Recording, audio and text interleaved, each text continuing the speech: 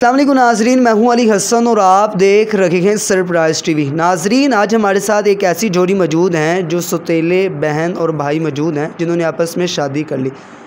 नाजरीन, एक social media पे बहुत ज़्यादा वायरल हो रहे हैं। आज हमारे साथ भी हैं, सारी कहानी इन्हीं की ज़ुबानी जानते हैं, क्यों शादी की, क्या मामला थे, सब कुछ इन्हीं की ज़ुबानी जानते हैं। अस्सलाम वालेकुम। जी वालेकुम सलाम। कैसे हैं भैया आप? जी शुक्र अल्लाह का। अच्छा सर, क्या नाम है आपका? गुलाम फरीद।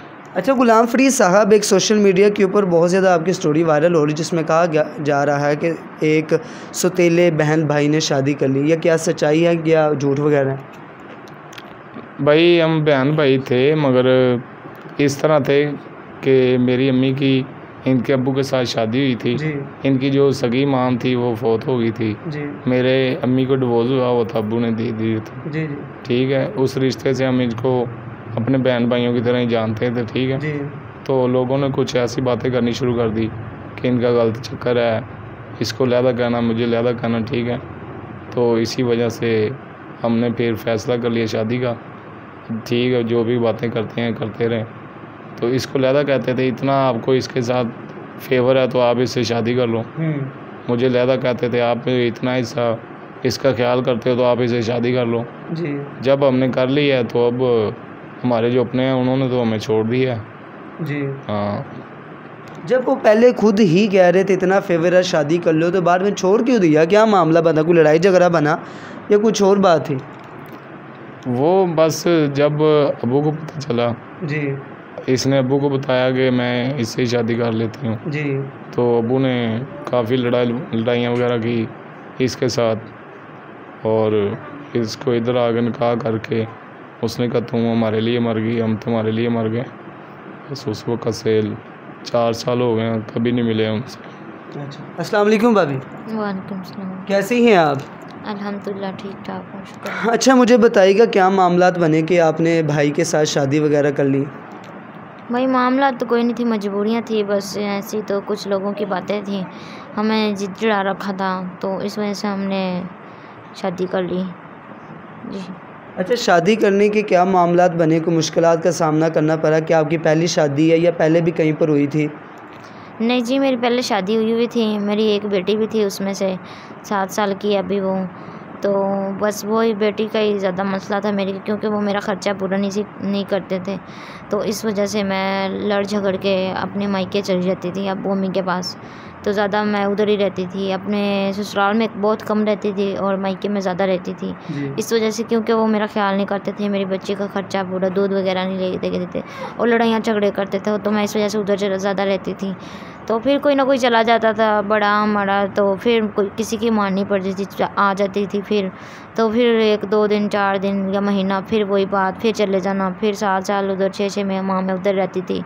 तो इस वजह से मैंने ज़िद कर ली, मैंने कहा जी मैं हार गई हूँ, तो मैंने ना अपने घर नहीं जाना, क्योंकि वो मेरा ऐसे ही सारी ज़िंदगी ऐसे ही गुजरनी है, तो मैंने नहीं, अभी तो एक बेटी है, फिर और हो गए बच्चे, तो मैं नहीं रह सकती। मैंने कहा नहीं, अब वो सब मेरा गुनाह बनाते थे कि तुम्हारी गलती है, तुम खुद नहीं रहना चाहती हो, क्योंकि मेरी कोई बात ही नहीं समझता था। मैं इनको बताती थी, क्योंकि हम पास एक साथ रहते थे, तो मैं इनको बताती जब भी आती थी कि ये किया वो किया, ये मुझे बताते थे कि मैं बचपन से ऐसे, मतलब मेरे साथ ये हुआ वो हुआ, तो सारी बात हम दोनों को एक दूसरे की पता थी, हम जानते थे, शेयर करते थे हर बात।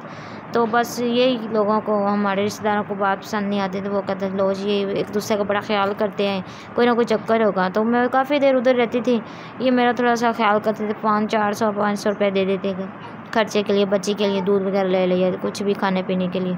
तो वो फिर सारे कहते थे लो जी ये पैसे क्यों लेती है, कोई ना कोई चक्कर है, ना ही कोई आजकल के वक्त में ऐसे देता है, तो पैसे ना ही कोई लेते हैं।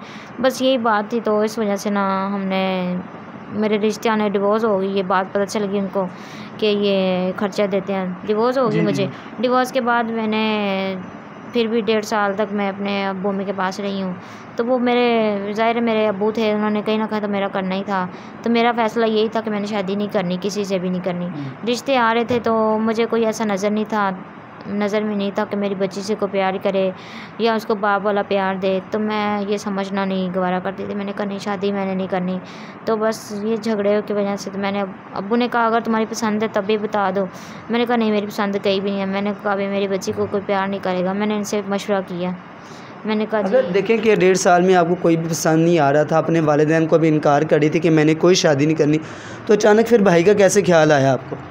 जी, मुझे पता था ये मेरी बच्ची को बहुत प्यार करते हैं और ख्याल भी करते हैं और मेरा भी ख्याल करते हैं और मुझे कभी छोड़ेंगे नहीं, धोखा नहीं देंगे, कभी बाद में ये नहीं लामा ताना देंगे, लो जी तुम ऐसी थी वैसी थी।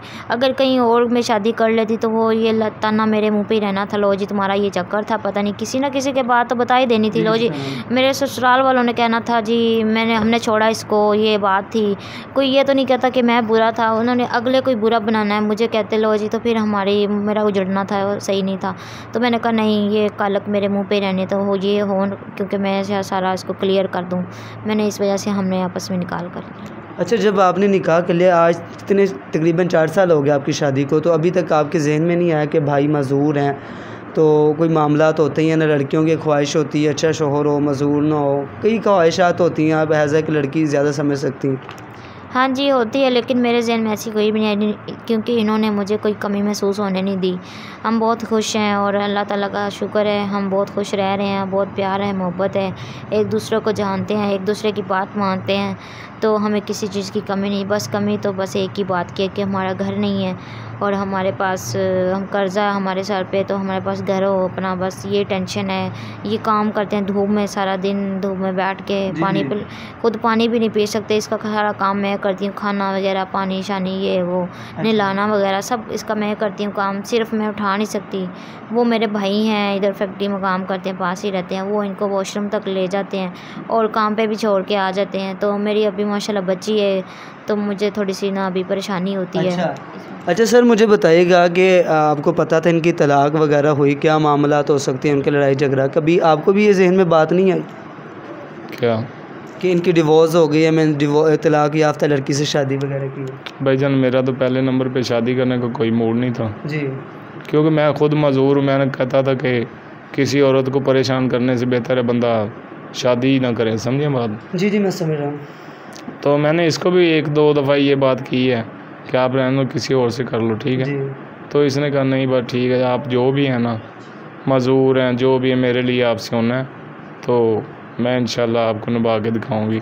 आप इसके साथ खुश हैं? इनके साथ? ये बहुत खुश हूँ सर मैं। आप इनके साथ खुश हैं? हाँ जी अल्हम्दुलिल्लाह। जो स्टार्टिंग में भाई मोहब्बत दिखाते थे आपको, मामला थे, अभी तक 4 सालों में वही मोहब्बत है, कुछ अदला बदली हुआ, कुछ मामला तो है? नहीं भाई ऐसी कोई बात नहीं, हमारा प्यार तो माशाल्लाह आगे से ज़्यादा हुई है, पहले से ज़्यादा हुआ है, कम नहीं हुआ।